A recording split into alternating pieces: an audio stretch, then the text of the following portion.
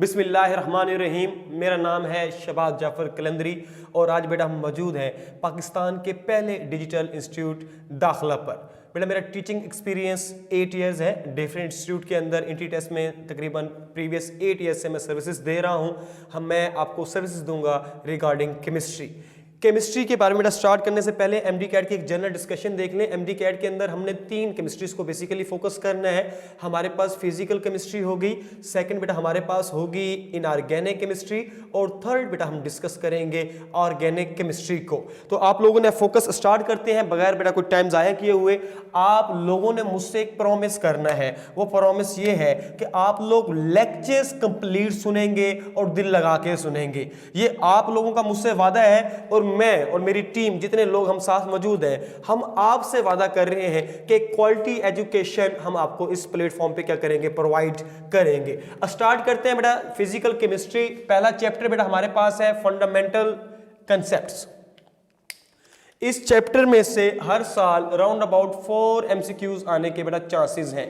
4 MCQs का मतलब 16 marks. अब आप पे डिपेंड करता है कि आप लेक्चर गौर से सुन के 16 नंबर अटेन करते हैं, अचीव करते हैं, और ये भी आप पे डिपेंड करता है कि फ्लैश भी परचेज कर ली। पाकिस्तान के बेस्ट एंटी टेस्ट स्पेशलिस्ट के पास आप मौजूद हैं, उनसे पढ़ने का मौका भी मिल रहा है और पढ़ते नहीं हैं, तो आप क्या कर सकते हैं, ये मार्क्स उठा के टेबल के अंदर एक ट्रे के अंदर उसे उठा के क्या कर सकते हैं, दे सकते हैं। Depends on you. Fundamental concept हम क्या करने जा रहे हैं, स्टार्ट करने जा रहे हैं। फंडामेंटल कंसेप्ट के अंदर सबसे पहले मैं जनरल एक इंट्रोडक्शन आपको दूंगा। जनरल इंट्रोडक्शन के बाद हम मूव करेंगे किसकी तरफ, अपने टॉपिक्स की तरफ। एंट्री टेस्ट में एक चीज जहन में रखिएगा, ये जरूरी नहीं कि क्या पढ़ना है। एंट्री टेस्ट के अंदर बेटा ये चीज जरूरी है कि हमने क्या नहीं पढ़ना। एक वेल डिफाइंड यूएचएस का सिलेबस हमारे पास मौजूद है, उसको हमने क्या करना है बेटा, फोकस करना है। मैं एक जनरल इंट्रोडक्शन केमिस्ट्री का दे के एक छोटा सा एमसीक्यूज आप लोगों से पूछ के फिर मूव करूंगा नेक्स्ट अपने सिलेबस की तरफ। आप लोगों को केमिस्ट्री की डेफिनेशन आती होगी, कोई सुनाएगा केमिस्ट्री की डेफिनेशन? जहां जहां ये लोग लेक्चर सुन रहे हो, पाकिस्तान के किसी भी कोने में ये लेक्चर सुन रहे हैं, आप लोग बोले, मेरा साथ दें। केमिस्ट्री को डिफाइन हम कर रहे हैं, branch of science in which we study about matter, composition of matter, properties of matter and reaction of matter is called chemistry. Repeat किए देता हूं, branch of science in which we study about matter, composition of matter, properties of matter and reaction of matter is called chemistry। अगर इन चारों points को summarise करूं, देखें क्या है बेटा, मैटर है, उसी की प्रॉपर्टीज हैं, उसी की कंपोजिशन डिस्कस कर रहे हैं और उसी के रिएक्शन को डिस्कस कर रहे हैं। Mean to say in short words we can say that study of matter is called chemistry. Matter क्या है? आप लोग कह रहे होंगे सर बादशाहों वाली बातें कर रहे हैं, मैटर की डेफिनेशन इतनी आसान है, हमें नहीं आती होगी। मुझे पता है आपको आती है। मैटर है क्या, जरा बताइएगा मुझे। आप लोगों की आवाज मेरे कानों में पड़ रही है, मैं वो सुन के बता रहा हूं। आप लोग कह रहे हैं anything that has mass and occupy space is called matter. बिल्कुल आप लोगों ने सही कहा, anything that has mass and occupy space is called matter. इस डेफिनेशन को सामने रखते हुए मुझे कोई एग्जांपल दे मैटर की। ठीक है, आवाजें आ रही हैं सर, चेयर, आवाजें आ रही हैं। जिस बच्चे के सामने लैपटॉप पड़ा है कहता सर ये लैपटॉप, आवाजें मुझे सुनाई दे रही हैं सर ये बुक्स मैटर है। मैं कहता हूं मैं क्यों नहीं मैटर, आप लोग क्यों नहीं मैटर, हमारा भी वजन है, जगह घेरते हैं, हम क्या हुए, matter. Anything that has matter, sorry that has mass and occupy space is called matter. In short जो चीज मैं आपको देना चाह रहा था बेटा, chemistry is nothing except to study the daily life. अभी आप लोगों ने खुद कहा कि हम मैटर के बारे में पढ़ते हैं। मैटर क्या है? हम भी मैटर है, हमारे आसपास जितनी चीजें मौजूद हैं वो भी क्या है, मैटर है। एक एमसीक्यू से स्टार्ट लेता हूं, वहां कुछ आपको सबक देना है, कुछ चीजें सिखानी है उसी एमसीक्यूज के अंदर ही। उसके बाद हम प्रॉपर अपना यूएचएस सिलेबस के मुताबिक क्या करेंगे, काम स्टार्ट करेंगे। एमसीक्यूज पे फोकस कीजिएगा। एमसीक्यूज बेटा हमारे पास है, पहले मैं ऑप्शंस लिख देता हूं। हमारे पास ऑप्शन बेटा अल्फा पे 2 है, बीटा पे 3 है, चार्ली पे 4 है और डेल्टा पे बेटा क्या है, 5। और स्टेटमेंट हम लोग अब डिस्कस करने जा रहे हैं। हाउ मेनी मैटर की टाइप्स बतानी है। बिल्कुल सही आप लोग कह रहे हैं कि सर 4 हैं, और मैं कहता हूं नहीं ये गलत है। हाँ ठीक है, इसकी 4 टाइप्स नहीं होती। तुक्के लगाओ, तुक्के लगाओ, तुक्के लगाओ, ऑप्शंस तुम्हारे सामने मौजूद है। आवाज में बोलो, साथ वाले देखेंगे बच्चा मेरा क्या कर रहा है, समझ आएगा शहबाज कलंदरी से केमिस्ट्री पढ़ रहा है। तुक्के लगाओ। अब आप लोग कह रहे हैं सर 4 नहीं है, सॉलिड लिक्विड गैस तो होता है और साथ प्लाज्मा भी होता है। आपके जहन में आ रहा है मे भी कोई और डिस्कवर हो गया हो। आप कहते हैं सर ये 5 ऑप्शन है। मैं कहता हूं बिल्कुल ही सही जवाब आपने नहीं दिया, 5 भी ऑप्शन नहीं है। अब आप लोग डेड श्योर हैं कि सर ठीक है 3 तो कंफर्म है ना, सॉलिड है, लिक्विड है और गैस है। मैं कहता हूं आपका ये जवाब भी ठीक नहीं है। अब आप लोग परेशान होकर बैठे हैं। फिजिकल क्लासेस होती है तो इस टाइम पूरी क्लास ने चीखना शुरू कर देना था, सर नहीं नहीं नहीं नहीं, सॉलिड भी होता है, लिक्विड भी होता है, गैस भी होता है। आप इनमें से किसको खत्म करना चाह रहे हैं? मैं आपको कह रहा हूं मैं इनमें से किसी को खत्म नहीं कर रहा। आपका जवाब बिल्कुल ठीक होता 4। कब? जब मैं how many states of matter की बात करता, टाइप्स की बात ना करता। Is that clear? मैंने आपसे पूछा है टाइप्स के बारे में, मैंने स्टेट्स का क्वेश्चन नहीं किया। मैटर की 4 स्टेट्स होती हैं, सॉलिड है, लिक्विड है, गैस है, प्लाज्मा है। यहां तक आप बिल्कुल ठीक थे। मैंने कहा क्या पूछा आप लोगों से? टाइप्स के बारे में पूछा। वो कितनी है बेटा? हमारे पास 2 होती है, एक प्योर होती है और दूसरी हमारे पास कौन सी होती है? इम्प्योर होती है। तो यहां बेसिक मकसद क्या था इस एमसीक्यूज को लेके आने का? पहला मकसद, क्वेश्चन की स्टेटमेंट को गौर से पढ़ा करें। क्वेश्चन की स्टेटमेंट आपने गौर से पढ़नी है। आप डेड श्योर हो अपने जवाब के बारे में, स्टेटमेंट आपने केयरफुली क्या करनी है बेटा? रीड करनी है। सेकंड, आप लोगों ने मेरी प्रैक्टिस करवाई है, आप लोगों ने मुझे बताया है मेथड ऑफ एलिमिनेशन के बारे में। मैं आपको बताता उससे पहले आपने मुझे बता दिया है। हाँ, काफ़ी सारे सोच रहे होंगे कि सर हमें खुद मेथड ऑफ एलिमिनेशन का नहीं पता, हमने आपको कैसे बता दिया। असल में आपने बता कैसे दिया बेटा? बाज़ औक़ात कुछ क्वेश्चंस ऐसे होते हैं, अभी हमारा सफ़र स्टार्ट हो रहा है, आगे देखिएगा सफ़र चलता जाएगा, कि जिनका एक्यूरेट जवाब आपको पता नहीं होता, लेकिन आपको यह पता होता है कि जनाब नहीं ये जवाब नहीं हो सकता। तो आपने पहले कहा 4, मैंने कहा नहीं हो सकता। आपने कहा 5, मैंने कहा नहीं हो सकता। आपने कहा 3, मैंने कहा नहीं हो सकता। तो फिर अंडरस्टूड सी बात है, बच क्या गया पीछे? 2। तो जवाब हमारे पास 2 ही होगा। This is called method of elimination, कि जो जवाब नहीं है उनको काटते जाए और एक एग्जैक्ट जवाब पे पहुंच जाए। या हमने 2 चीजें डिस्कस कर ली और ये 2 चीजें हमारे पूरे सफर के अंदर एमडी कैट के सिलेबस के अंदर क्या होंगी बेटा? कंटिन्यू रहेंगी। नेक्स्ट बेटा मूव करता हूं मैं सिलेबस की तरफ। सिलेबस के अंदर जो यूएचएस का सिलेबस मेरे पास 2018 का मौजूद है, उसमें जो पहला टॉपिक बेटा हमने डिस्कस करना है, वो हमने डिस्कस करना है किसको बेटा? रिलेटिव एटॉमिक मास को। किसको डिस्कस करना है बेटा? Relative atomic mass. अब रिलेटिव एटॉमिक मास क्या है, जरा उसकी डेफिनेशन पे गौर कीजिएगा और फिर हम आगे मूव करते जाएंगे बेटा। रिलेटिव एटॉमिक मास है बेटा हमारे पास mass of an element, mass of an element compared with the mass of carbon 12 is called relative atomic mass। यहां तक बेटा पॉइंट क्लियर हो गया? मास of an element compared with the mass of carbon 12 is called relative atomic mass. अब आप सोच रहे होंगे सर ये कार्बन 12 क्या है? बेटा कार्बन 12 ये है, कार्बन के 3 एसिटोप्स होते हैं, एक 12 होता है, एक 13 होता है और दूसरा हमारे पास कौन सा है? तीसरा कौन सा बेटा? 14 है। तो एटॉमिक नंबर इन सब का आपको पता है एसिटोप्स का सेम होता है। तो जो कार्बन 12 वाला एसिटोप्स है, ये वाला एसिटोप, इससे जो मास कंपेयर करके निकाला जाता है, इसे हम क्या नाम देते हैं? रिलेटिव एटॉमिक मास का नाम देते हैं। बहरहाल आपने यहाँ सिर्फ एक डेफिनेशन जहन में रखनी है, क्या? Mass of an element compared with the mass of carbon 12 is known as relative atomic mass। ये क्लियर हो गया, आपको तैयार हो गया। 1-2 दफा पढ़ लेंगे मेरे साथ फिर और मजीद तैयार हो जाएगा। अब मैं कुछ वैल्यूज आपको लिख के दे रहा हूं एटॉमिक मासेस की, उन वैल्यूज को आपने फिंगर टिप्स पे याद करना है। फिर आप देखेंगे किस तरह आपकी टेक्स्ट बुक के अंदर किस तरह आप लोग एक पूरा पेज जाया करके पेज को लगा के एक न्यूमेरिकल सॉल्व करते हैं, और अगर वो एमसीक्यूज में आ जाए तो आपके पास कैलकुलेटर भी अलाउ नहीं होता। तो किस तरह आप वो करेंगे?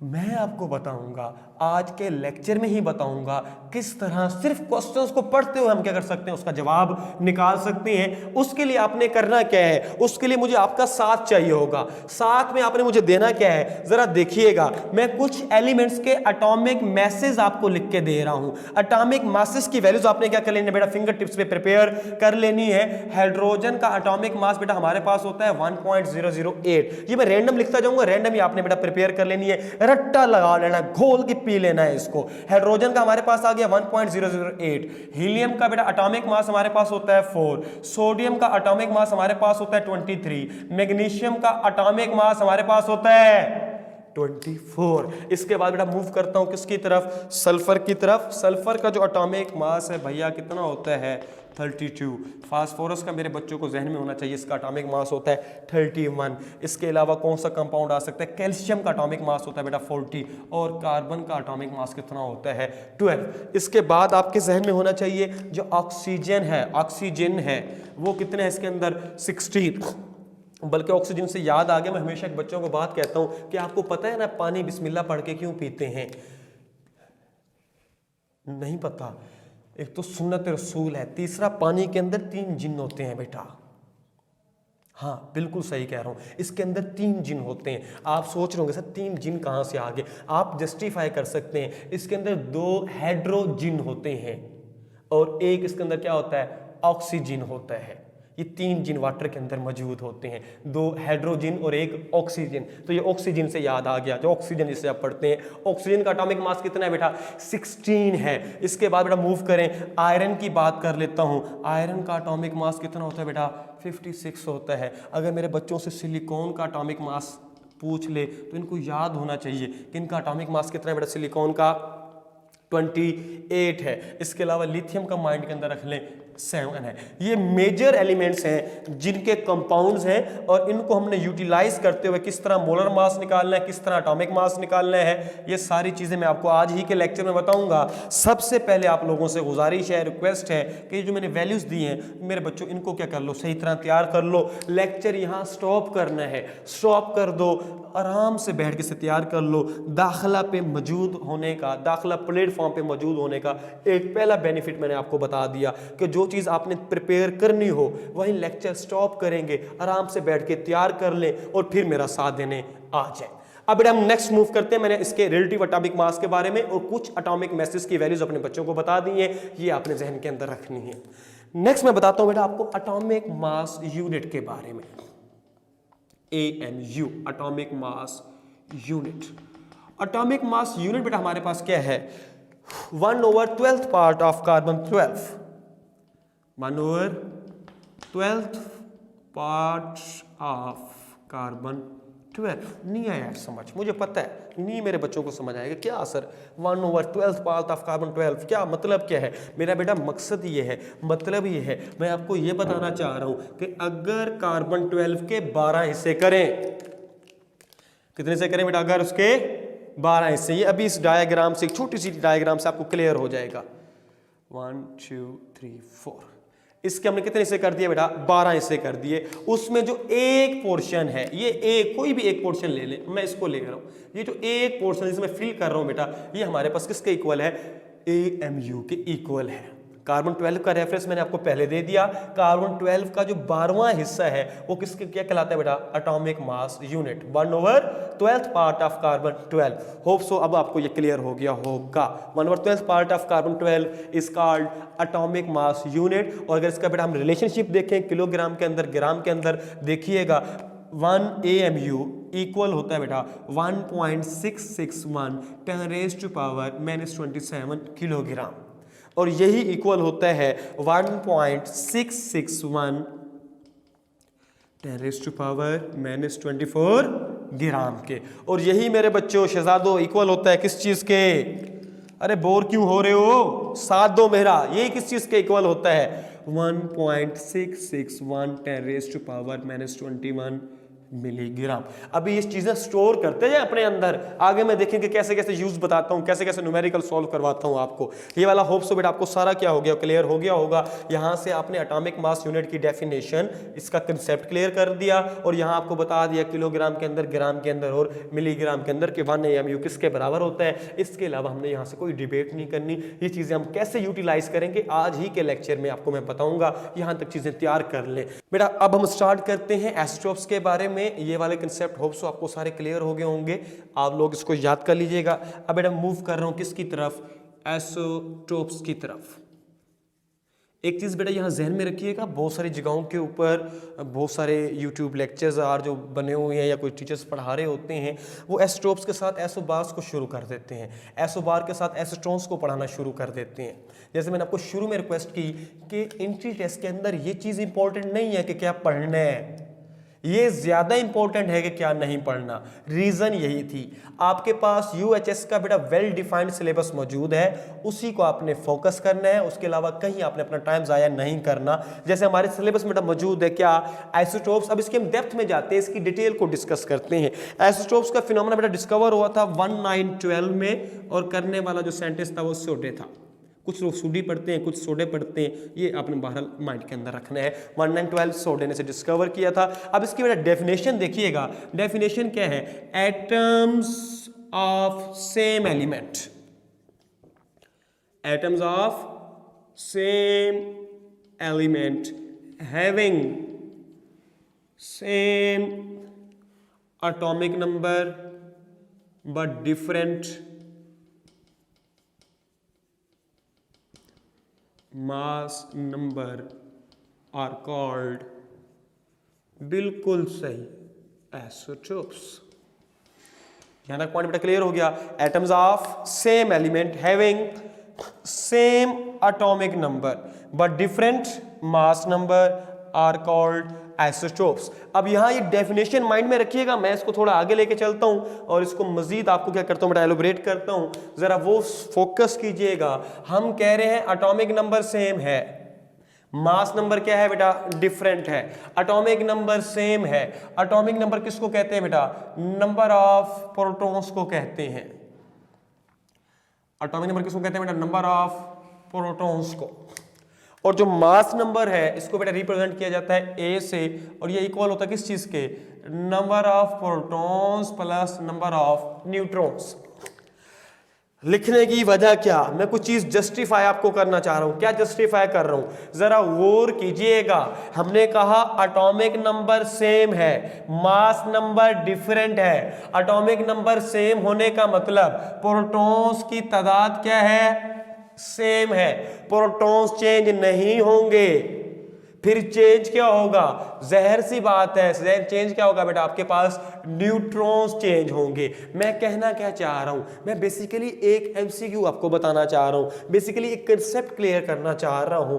क्या कि जो एसोटोपी का फिनोमेना है, it is due to change in number of neutrons. उसमें प्रोटॉन्स भी सेम रहते हैं, सिर्फ क्या चेंज होते हैं बेटा, न्यूट्रॉन्स चेंज होते हैं। अब मैं मजीद इसको बेटा एलोबरेट करता हूं, किस तरह, मैं हेल्प लूंगा, 3 एसोटोप्स लिखता हूं। हाइड्रोजन के 3 एसोटोप्स बेटा होते हैं, हाइड्रोजन प्रोटियम है, ड्यूट्रियम है और ट्रिटियम है। हाइड्रोजन के 3 एसोटोप हैं, और आपको पता है एसोटोप्स के तो एटॉमिक नंबर है बेटा यहां लिखा जाता है जो कि सेम है, और मास नंबर इनका क्या है भैया, डिफरेंट है। बिल्कुल सही कहा आपने। और अगर मूव करते हैं बेटा कार्बन के भी 3 एसोटोप्स हमारे पास हैं, थोड़ी देर पहले भी आपको रेफरेंस दिया। कार्बन 12 है, कार्बन 13 है और कार्बन 14 है। तो इनका एटॉमिक नंबर बेटा कितना है, 6 है। इसका भी 6 है और इसका भी 6 है। यहां तक पॉइंट क्लियर हो गया, कोई कंफ्यूजन, कोई मसला बिल्कुल नहीं है। अब जरा आगे देखिएगा, जरा फोकस यहां कीजिएगा। आप लोग थोड़ा सा ढीला पड़ गए हैं, अब ढीला नहीं पड़ना। अब मेरी गुजारिशात गौर से सुनिए, एक बड़ी चीज बताने जा रहा हूं, बड़ी की पॉइंट, कोई की फैक्टर बताने जा रहा हूं, आगे भी आपके लिए बड़ा हेल्पफुल होगा। बल्कि मैं एमडी कैट के पेपर्स पढ़ रहा था, तो चैप्टर 5 में से किस तरह का एमसीक्यूज आया हुआ था, बताता हूं क्या एमसीक्यूज था, पहले सीखिएगा। क्या मैं अब आपको बताने जा रहा हूं किसी भी एटम के अंदर कैसे प्रोटॉन्स निकालते हैं, कैसे इलेक्ट्रॉन्स निकालते हैं और कैसे न्यूट्रॉन्स निकालते हैं। आप लोगों ने मेरा साथ देना है। जरा देखिएगा, हमने कहा हम यहां एटॉमिक नंबर लिखते हैं और यहां मास नंबर लिखते हैं। यहां तक पॉइंट क्लियर हो गया। एटॉमिक नंबर किसको कहते हैं? नंबर ऑफ प्रोटॉन्स को कहते हैं। तो प्रोटॉन्स हमारे पास पहले ही आ गए, यहां से पता लग गया इसमें भी एक प्रोटॉन है, इसमें भी एक प्रोटॉन है और इसमें भी एक प्रोटॉन है। ये वाला कंसेप्ट क्लियर हो गया। अगली बात करता हूं बेटा मैं इलेक्ट्रॉन्स की। इलेक्ट्रॉन्स का कैसे पता लगेगा? मेरी ऑडियो वीडियो दोनों पे फोकस कीजिएगा। मैं आपको बता रहा हूं किसी भी न्यूट्रल एटम में, आयंस की बात नहीं कर रहा, न्यूट्रल एटम की बात कर रहा हूं। किसी भी न्यूट्रल एटम में जितने प्रोटॉन्स होंगे उतने ही इलेक्ट्रॉन्स होंगे। किसी भी न्यूट्रल एटम में मेरा बच्चा जितने प्रोटॉन्स उतने ही इलेक्ट्रॉन्स। इसमें प्रोटॉन कितने है? एक है। इलेक्ट्रॉन भी एक, इलेक्ट्रॉन भी एक, इलेक्ट्रॉन भी एक। यहां तक पॉइंट क्लियर हो गया। आगे मूव करूं, इजाजत है? आगे आ जाए। अब हमने क्या फाइंड करने हैं? न्यूट्रॉन्स फाइंड करने हैं। न्यूट्रॉन फाइंड करने के लिए आपने करना क्या है? मास नंबर में से एटॉमिक नंबर माइनस कर देना है। मास नंबर में से एटॉमिक नंबर क्या करेंगे बेटा? आप माइनस करेंगे, आपके पास क्या आ जाएंगे? नंबर ऑफ न्यूट्रॉन्स आ जाएंगे। क्या मतलब बेटा? देखिए, इसमें से इसको माइनस करेंगे, इसमें न्यूट्रॉन कितने आ गए? 0। इसमें न्यूट्रॉन कितने आ गए बेटा हमारे पास? 2 - 1 करेंगे ना, 1। इसमें कितने आ गए बेटा? 2 आ गई। हमारे पास किसकी तादाद आ गई? अब न्यूट्रॉन्स की तादाद आ चुकी है। क्लियर? अब यहां आप लोग बोल रहे हैं, आपको सुन के मैं लिखूंगा, आपकी आवाज मेरे कानों में पड़ रही है। आप कह रहे हैं सर प्रोटॉन्स तो वही होंगे जो सिंपल यहां लिखे हुए हैं, तो इसका मतलब 6 प्रोटॉन्स हैं, 6 प्रोटॉन्स हैं, 6 प्रोटॉन्स हैं। जो वैल्यू एटॉमिक नंबर की होगी वही नंबर ऑफ प्रोटॉन्स की होगी। आप ही की आवाज पड़ रही है। आप कह रहे हैं सर आपने थोड़ी देर पहले बताया किसी भी न्यूट्रल एटम के अंदर प्रोटॉन्स की और इलेक्ट्रॉन्स की तादाद क्या होती है? सेम होती है। तो अब देखिएगा 6 प्रोटॉन है बेटा, इलेक्ट्रॉन भी 6, इलेक्ट्रॉन भी 6, इलेक्ट्रॉन भी 6। यहां तक पॉइंट आपको क्लियर हो गया। और न्यूट्रॉन्स की आवाज भी आप ही की मेरे कानों में पड़ रही है। आप कह रहे हैं 12 - 6 6, 13 - 6 7, 14 - 6 8। पॉइंट क्लियर हो गया। अब इस पूरी टेबल को देखें। इस टेबल के अंदर एक चीज आपको नजर आ रही है, क्या? प्रोटॉन्स सेम है, इलेक्ट्रॉन्स भी आइसोटोप्स के सेम है। न्यूट्रॉन्स क्या हो रहे हैं? चेंज हो रहे हैं। न्यूट्रॉन्स चेंज हो रहे हैं। यहां बेटा न्यूट्रॉन्स हमारे पास देखें 0 1 2, यहां हमारे पास 6 7 8। तो जो थोड़ी देर पहले मैं आपको एक बात बता रहा था कि जो आइसोटोपी का फिनोमेना है, it is due to change in number of neutrons. Neutrons change होंगे और इस तरह आपको नंबर ऑफ न्यूट्रॉन्स निकालना भी आ गए हैं। और यही आपके 5th चैप्टर में पढ़ाऊंगा, उसमें से आपके पास जिंक का उसने नंबर ऑफ न्यूट्रॉन्स पूछे हुए थे, कैसे निकालते हैं। जिंक का एटॉमिक मास भी गिवन था और उसका आपको लंबी जिंदगी का एटॉमिक नंबर भी गिवन था। तो सिंपल आपने उसमें से क्या कर देना है? माइनस कर देना है और आपको नंबर ऑफ न्यूट्रॉन्स निकालने आ चुके हैं। एटॉमिक मास में से एटॉमिक नंबर को माइनस करना है। 5th चैप्टर में खैर दोबारा जब वो आएगा उसमें वो डिटेल भी बताऊंगा आपको।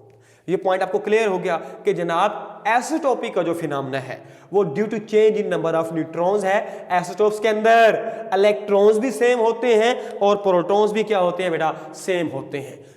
इसके बाद बेटा मैं आपको डिस्कस करवा देता हूं इनकी सिमिलरिटीज के बारे में, और जो हमारे पास डिसिमिलरिटीज है इसको हम डिटेल में डिस्कस करते हैं। कोई आपसे एमसीक्यूज पूछ सकता है तो मेरे बच्चों को एमसीक्यूज आने चाहिए। ये वाली सारी चीजें नोट करते जाएं, अपने नोट्स बनाते जाएं और मेरी गुजारिशात सुनते जाएं। और जब मैं कहूं बोलो तो तब बोला करें ताकि आपको रिवाइज हो सके। बोलने के 2 फायदे हैं, एक तो आपको रिवाइज होगा और दूसरा आपको सवाब मिलेगा।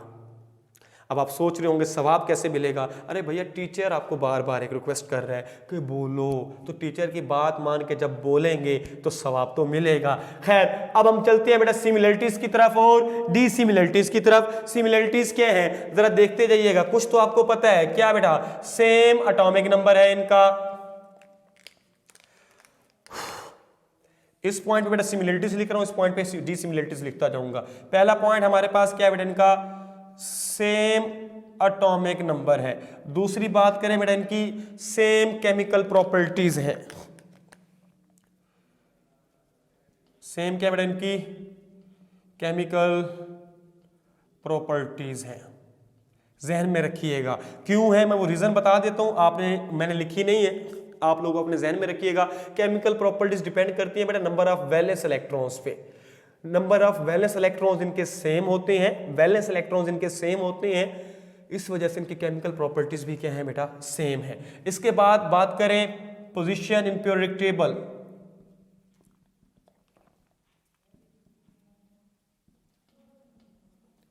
तो पोजीशन इन पीरियोडिक टेबल बेटा, इनका एटॉमिक नंबर सेम है, इनकी पोजीशन भी पीरियोडिक टेबल के अंदर क्या होगी, सेम होगी। क्योंकि आपको पता है जो मॉडर्न पीरियोडिक टेबल अरेंज की गई है वो बेटा अरेंज की गई है ऑन द बेस ऑफ, बिल्कुल आपने सही कहा, on the base of atomic number, जिसकी वजह से इनकी वो क्या है बेटा, पोजीशन क्या है, सेम है। इनमें नंबर ऑफ इलेक्ट्रॉन्स भी क्या होते हैं बेटा, सेम होते हैं। इनमें नंबर ऑफ प्रोटॉन्स भी क्या हैं, सेम है। ये खैर वहाँ से भी जस्टिफाई हो सकता है एटॉमिक नंबर से, लेकिन माइंड में रखिएगा ये हमारे पास इनकी क्या है बेटा, सिमिलरिटीज़ है। अगर डिसिमिलरिटीज़ की बेटा बात करें, सेम एटॉमिक नंबर है तो क्या है, इनका मास नंबर क्या होगा, डिफरेंट होगा। ये डिसिमिलरिटीज़ है स्टूडेंट, या डिफरेंट खुद लगा सकते हो आप। मास नंबर क्या है इनका बेटा, डिफरेंट है। सेम केमिकल प्रॉपर्टीज़ हैं और जो इनकी फिजिकल प्रॉपर्टीज़ हैं